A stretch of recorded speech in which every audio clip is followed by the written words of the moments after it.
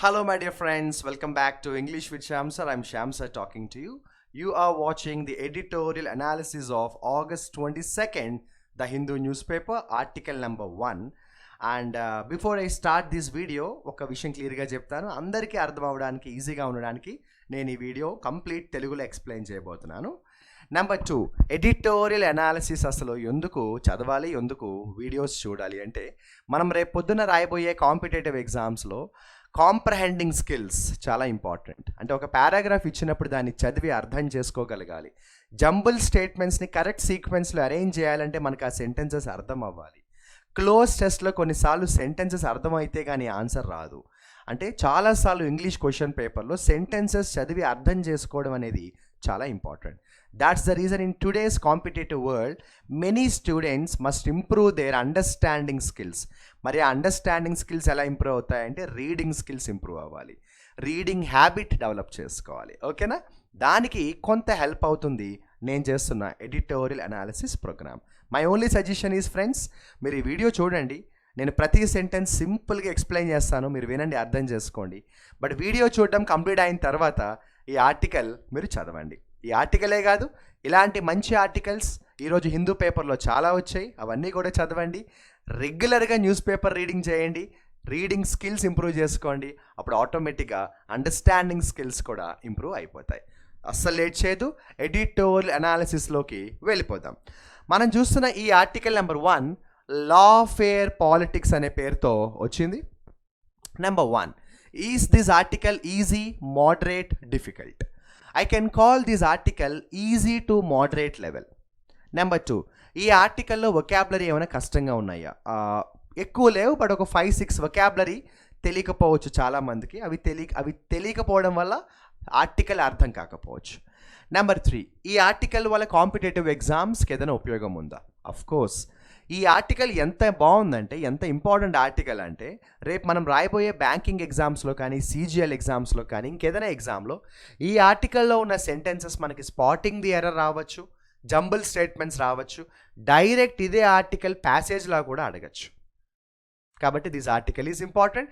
So మీరు ఈ video around ఒక 15 minutes or 20 minutes, less than 20 minutes వస్తుంది, అది నా ప్రామిస్. ఒక్క పావు గంట 20 నిమిషాలు మీరు ఓపిక్గా ఈ వీడియో చూస్తే మీకైతే చాలా నాలెడ్జ్ వస్తుంది, రీడింగ్ స్కిల్స్ కూడా ఇంప్రూవ్ అవుతాయి. ఇప్పటికే లేట్ అయింది, స్టార్ట్ చేసేద్దాం.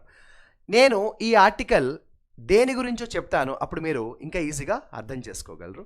రీసెంట్గా పార్లమెంట్లో ఒక బిల్ పాస్ అయింది, తెలుసు కదా. ఎవరి మీద అయితే కొన్ని కేసెస్ ఉండి వాళ్ళు అరెస్ట్ అయ్యి కొన్ని రోజులు లేదా కొన్ని నెలలు జైల్లో ఉండి శిక్ష అనుభవించారు, వాళ్ళ ఉన్న పొజిషన్ నుంచి తప్పుకోవాలి, అంటే అనర్హులు, they are unfit to continue in their post అని పార్లమెంట్లో ఒక బిల్ పాస్ అయింది. ఆ బిల్ పాజిటివ్సా నెగిటివ్సా ఏంటి అన్నది ఈ ఆర్టికల్లో కొన్ని పాయింట్స్ అనాలిసిస్ చేశాడు. డిస్కస్ చేద్దాం. లాఫేర్ పాలిటిక్స్ అన్నాడు, ఎందుకు ఆ పేరు పెట్టాడో చూద్దాం. Federal principles must not be undermined in the name of probity. అంటే ఏంటంటే, ప్రొబిటీ అంటే నిజాయితీ. మనం నిజాయితీని డెవలప్ చేయడానికి, నిజాయితీగా ఉండడానికి మన దేశంలో ఫెడరల్ ప్రిన్సిపల్స్ని తక్కువ చేయకూడదు. ఫెడరల్ ప్రిన్సిపల్స్ అంటే ముందు మీకు తెలియాలి, ఇది పాలిటీకి సంబంధించిన word. First of all federal అంటే ఏంటో మీకు తెలియాలి. ఇండియాలో పవర్ అనేది సెంట్రల్ గవర్నమెంట్కి మాత్రమే ఉందా? కాదు, స్టేట్ గవర్నమెంట్స్ దగ్గర కూడా ఉంది. దాన్నే ఫెడరల్ అంటాం. సుప్రీం పవర్ ఉంది, మళ్ళీ లోకల్ పవర్స్ కూడా ఉన్నాయి.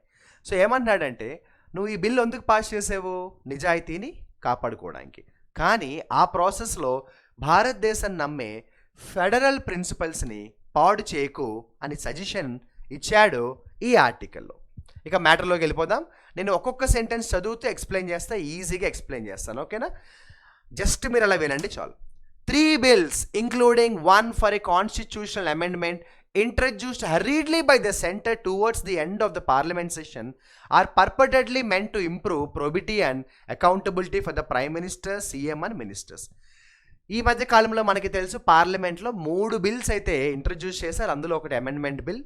ఈ 3 బిల్స్ పార్లమెంట్ సెషన్స్ అయిపోతున్నప్పుడు ఎండింగ్లో కంగారుగా బిల్స్ అనేవి పాస్ చేశారట. బట్ వాళ్ళ ఉద్దేశం ఏంటో అందరికీ అర్థమైంది ఏంటంటే, మన దేశంలో అత్యున్నత పొజిషన్స్లో ఉండే చీఫ్ మినిస్టరు, ప్రైమ్ మినిస్టరు అలాంటి వాళ్ళు కూడా చట్టానికి లోబడి ఉండాలి, అలాంటి వాళ్ళు కూడా శిక్ష నుంచి తప్పించుకోకూడదు అన్న ఒక మంచి ఉద్దేశంతో, అంటే justice is justice, equal for all, equal justice అన్న ఒక మెసేజ్ని బలంగా డెవలప్ చేయడానికి ఈ బిల్స్ అయితే పాస్ అయ్యాయని మన అందరికీ స్పష్టంగా క్లియర్గా అర్థమైంది. ఇబ్బంది ఏమీ లేదు కదా. Next one, they will lose their position if any one of them is detained by a law enforcement agency in connection with an offence that is punishable with imprisonment of 5 years or more. ఇందాక నేను చెప్పినట్టు PM కానీ CM కానీ ఇంకా ministers ఎవరైనా కూడా ఏదైనా లా enforcement agency చేతిలో చిక్కుకొని అరెస్ట్ అయి పనిషబుల్ ఒఫెన్స్కి గురై అంటే 5 years కానీ అంతకంటే ఎక్కువ జైలు శిక్షకి అర్హులైతే వాళ్ళు ఉన్న పొలిటికల్ పవర్ ఏదైతే ఉందో, అథారిటీ పవర్ ఏదైతే ఉందో దాని నుంచి తప్పుకోవాలి. సీఎం అయినా, పిఎం అయినా, మినిస్టర్స్ అయినా. అంటే ఒక ఎగ్జాంపుల్ చెప్పాలంటే, ఒక స్టేట్ సీఎం ఉన్నాడు, వాడు ఒక పనిషబుల్ ఆఫెన్స్ చేశాడని లా ఎన్ఫోర్స్మెంట్ ఏజెన్సీ ఏదో ఒక ఏజెన్సీ వాడిని అరెస్ట్ చేసింది. ఇండియాలో లా ఎన్ఫోర్స్మెంట్ ఏజెన్సీస్ చాలా ఉన్నాయి. ఏదో ఒక ఏజెన్సీ వాడిని అరెస్ట్ చేసింది. వాడికి అరెస్ట్ చేసిన ప్రకారం 5 years ఆర్ మోర్ పనిష్మెంట్ ఉండాలి, జైలు ఉండాలి. ఎప్పుడైతే అది ఉందో వాడు ఆటోమేటిక్గా సీఎం పొజిషన్కి రిజైన్ చేయాల్సిందే. He is no more fit to continue in the CM position. అది మీనింగ్ అనమాట. సో ఈ 2 సెంటెన్సెస్ అయితే అర్థమయ్యాయి, మంచివి కూడా. Okay. Upon acquittal they could return. వాళ్ళు ఒకవేళ నిర్దోషులుగా కోర్టులో రుజువు అయితే మళ్ళీ వాళ్ళు ఉన్న పవర్కి వాళ్ళు వచ్చేయచ్చు. వాళ్ళు కోర్టు చేతిలో నిర్దోషి అని రిలీజ్ అయిపోయారు అనుకోండి, అంటే case is dismissed, he is released, వాడు ఏం తప్పు చేయలేదు అని రుజువు అయిపోతే వాళ్ళు మళ్ళీ వాళ్ళ పొజిషన్స్కి వచ్చేయచ్చు. బట్ ఆ రుజువు అవ్వనంత వరకు they cannot continue in their positions అంటున్నాడు. Any objective observer would be sceptical of the stated intent of these proposals. కానీ మనం ఇలా ఆలోచిస్తే అడ్వాంటేజెస్సే, చాలా బాగుంది, మంచి ఆలోచన. ఇలా చేస్తే అసలు భయపడతారు రాజకీయ నాయకుల్లో, తప్పు చేద్దామన్న భయమే పోతుంది, పాలిటిక్స్ మొత్తం క్లీన్ అయిపోతుంది. కానీ కొంచెం లోతుగా ఆలోచిస్తే దీంట్లో కొన్ని తికమకలు ఉన్నాయి, కొన్ని ప్రాబ్లమ్స్ ఉన్నాయి. అవేంటో చూద్దాం. The concern expressed by the opposition and the legal minds that the proposals open a new avenue for concentration of power with the centre is legitimate. ఏమంటున్నాడు? The concern expressed by many people that the proposals open a new avenue for concentration of power with the center is legitimate. ఈ sentence నేను మీకు explain చేయాలంటే మీకు next sentence అర్థం అవ్వాలి. Just relax అవ్వండి. The claim that the proposed legal regime applies equally to the PM2 is weak, considering that the fact that all investigative agencies are under administrative control of the center. ఇప్పుడు problem ఏమైందంటే, ఇప్పుడు మనలాంటి లేదా మీలాంటి నాలాంటి ఒక common మ్యాన్ని arrest చేయడానికి ఒక హెడ్ కానిస్టేబుల్ ఇంటికి వచ్చి అరెస్ట్ చేసేయచ్చు. ఎగ్జాంపుల్ చెప్తున్నా, అది లీగల్ ఇల్లీగల్ పక్కన పెట్టండి. కానీ ఒక ప్రైమ్ మినిస్టర్ని అరెస్ట్ చేయడం అంత ఈజీగా? ఒక ఎస్ఐ వెళ్ళి అరెస్ట్ చేయగలడా పిఎం, లేదా ఒక ఎస్పీ వెళ్ళి అరెస్ట్ చేయగలడా? దానికి పెద్ద ప్రొసీజర్. ఒక సీదా లా ఎన్ఫోర్స్మెంట్ ఏజెన్సీ పిఎంని అరెస్ట్ చేస్తుందా? చేయదు. ఒకవేళ పిఎంని అరెస్ట్ చేయడానికి పవర్స్ ఉన్న లా ఎన్ఫోర్స్మెంట్ ఏజెన్సీ ఉన్నా ఆ లా ఎన్ఫోర్స్మెంట్ ఏజెన్సీకి బాస్ ఎవడు? మళ్ళీ పిఎంఏ. అప్పుడు ఆ అరెస్ట్ అనేది ఎలా అవుతుంది ప్రాక్టికల్గా అని అడుగుతున్నాడు. No central agency will ever detain a PM, but they have already arrested several opposition CMs. బాగుంది సెంటెన్స్. ఇప్పటిదాకా దేశ చరిత్రలో ఏ లా ఎన్ఫోర్స్మెంట్ ఏజెన్సీ ప్రధానమంత్రిని అరెస్ట్ చేసిన చరిత్రే లేదు. కానీ అపోజిషన్ పార్టీలో ఉన్న వాళ్ళని లోపల వేస్తారు. చాలా కామన్గా జరిగింది అది. When viewed against the backdrop of the pattern of the functioning of central agencies such as the Enforcement Directorate and the CBI, the real intent of the new proposals with the center appears to empower itself with sweeping and arbitrary powers which can be used against political rivals. ఏం చెప్పాడు ఒక్క మాటలో చెప్పాల్సిన విషయం అంతా చెప్పేశాడు. ఇదేమన్నాడంటే, ఈ last సెంటెన్స్లో వాడి ఉద్దేశం ఏంటంటే, పార్లమెంట్లో పాస్ అయిన ఈ బిల్స్ ఏవైతే ఉన్నాయో ఈ బిల్స్ యొక్క ఉద్దేశం మామూలుగా మనలో కొంతమంది ఎలా నమ్ముతారంటే మంచి ఉద్దేశమే, నిజాయితీగా ఉంటుంది, రాజకీయాల్లో క్రిమినలిజం తగ్గిపోతుంది, ఇది మంచి ఉద్దేశం. కానీ కొంతమంది ఇంకోలా అర్థం చేసుకోగలరు. ఎవరు రైట్ ఎవరు రాంగో తెలియదు, but there are debates.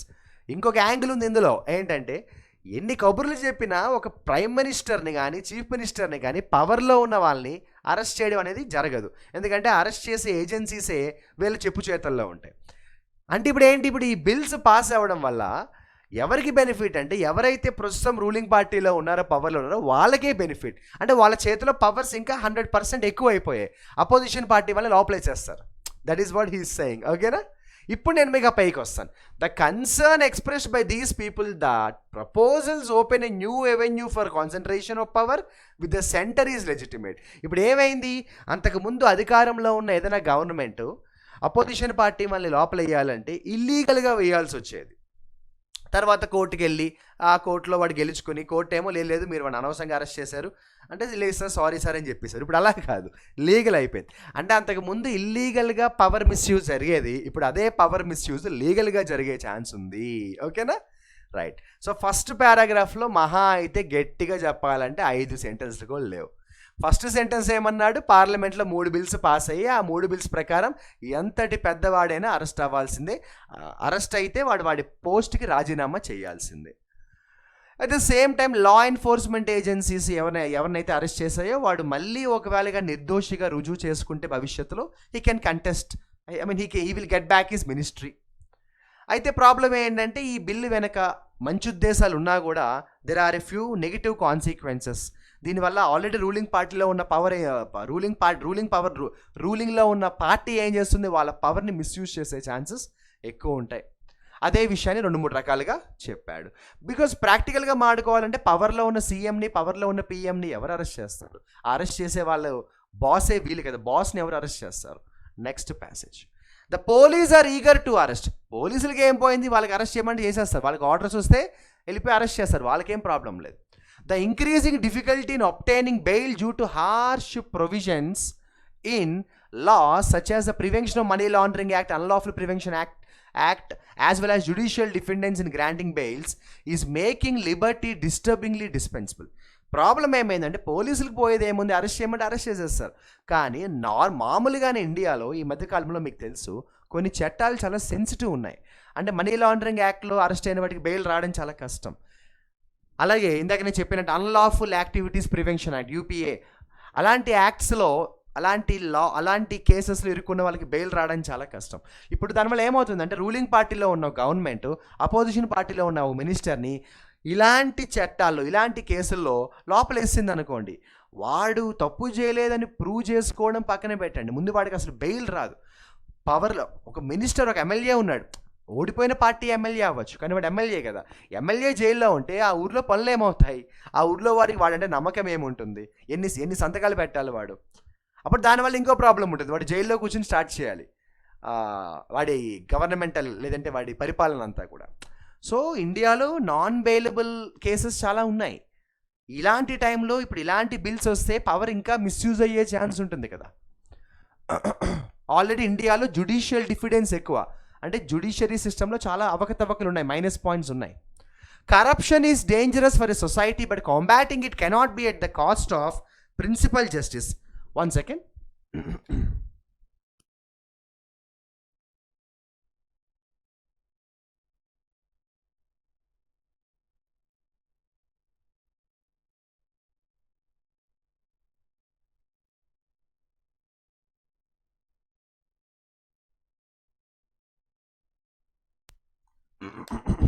Right, sorry battery అయిపోయింది.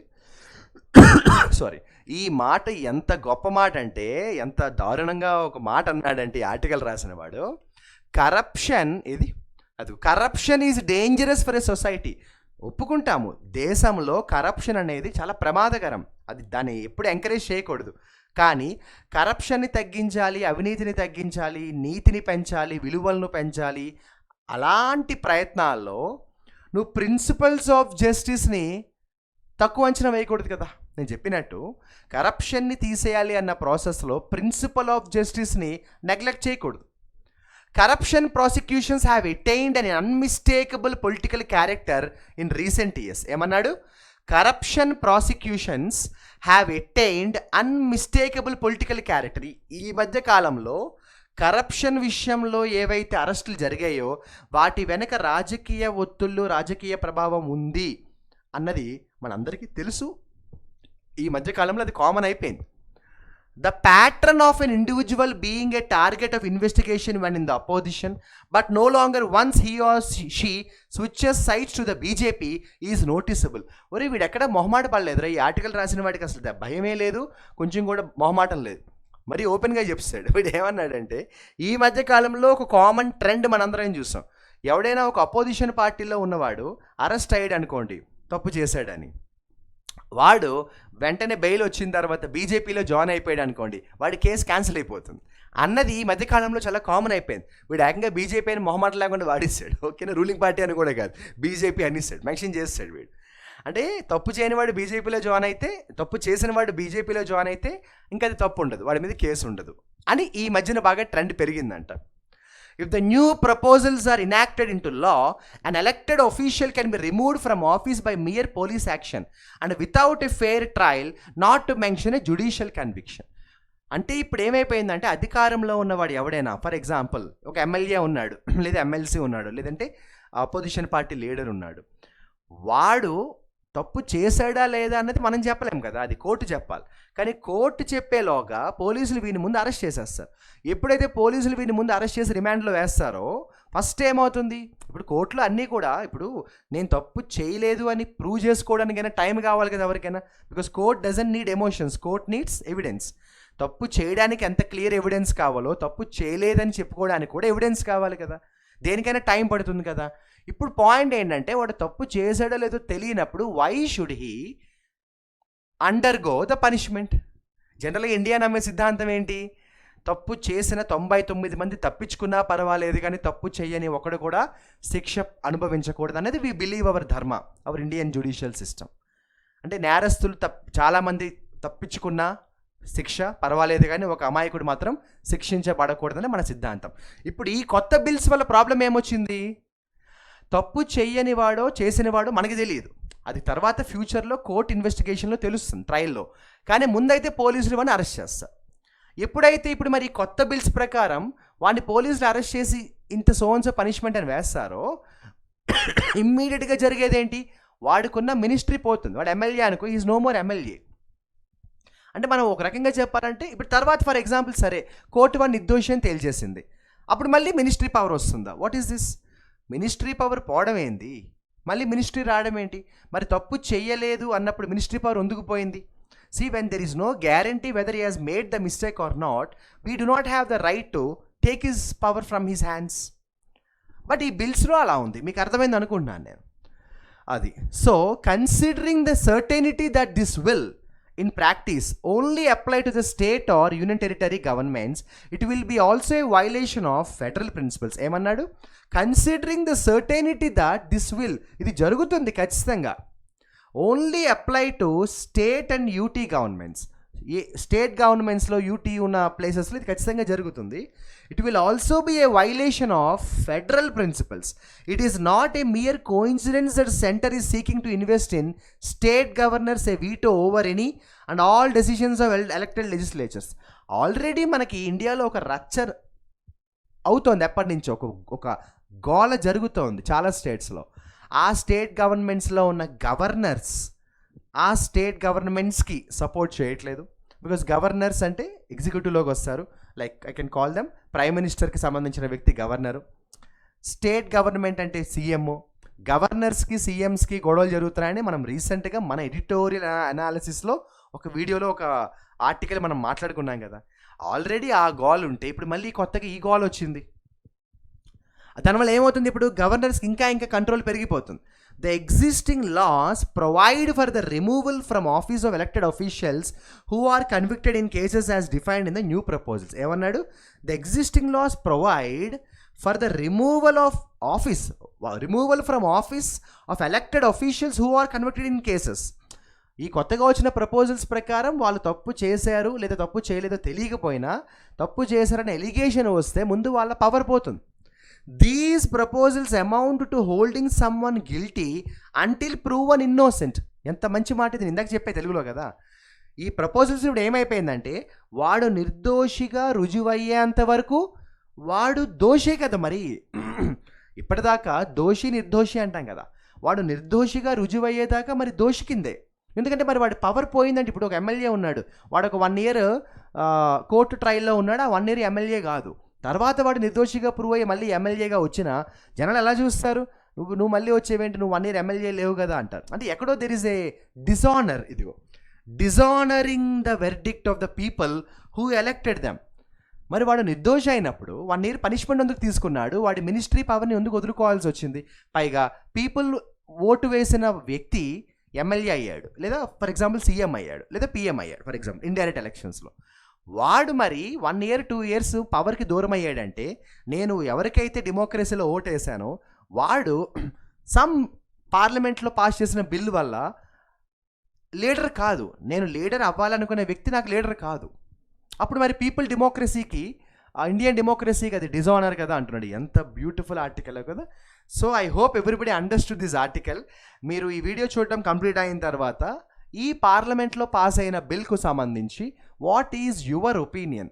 డూ యూ థింక్ ఈ ఆర్టికల్లో మెన్షన్ చేసిన విషయాలు మీరు అగ్రీ అవుతారా, డిసగ్రీ అవుతారా? పార్లమెంట్లో పాస్ చేసిన 3 బిల్స్ ఏవైతే ఉన్నాయో ఆ బిల్స్కి సంబంధించి మీకేమైనా నాలెడ్జ్ ఉంటే, మీకేమైనా ఐడియా ఉంటే, మీరు ఆర్టికల్స్ చదువుతూ ఉంటే, మీరు ఆ ఇష్యూస్ని ఫాలో అవుతున్న వాళ్ళైతే మీ ఐడియాస్ని కూడా కమెంట్ సెక్షన్లో షేర్ చేసుకోండి. ఈ వీడియో కంప్లీట్ అయిన తర్వాత ఆర్టికల్ చదవడం మాత్రం అస్సలు మిస్ అవ్వకండి. అంతేకాకుండా మనం చేస్తున్న ఎడిటోరియల్ అనాలిసిస్ డైలీ సిరీస్ మీద మీ ఫీడ్బ్యాక్ని కూడా నాతో షేర్ చేసుకోండి కమెంట్ సెక్షన్లో. Your feedback will give me more and more energy and motivation. This is about the pros and cons of the 3 bills passed in the parliament. I hope the session is interesting. I hope you enjoyed this video.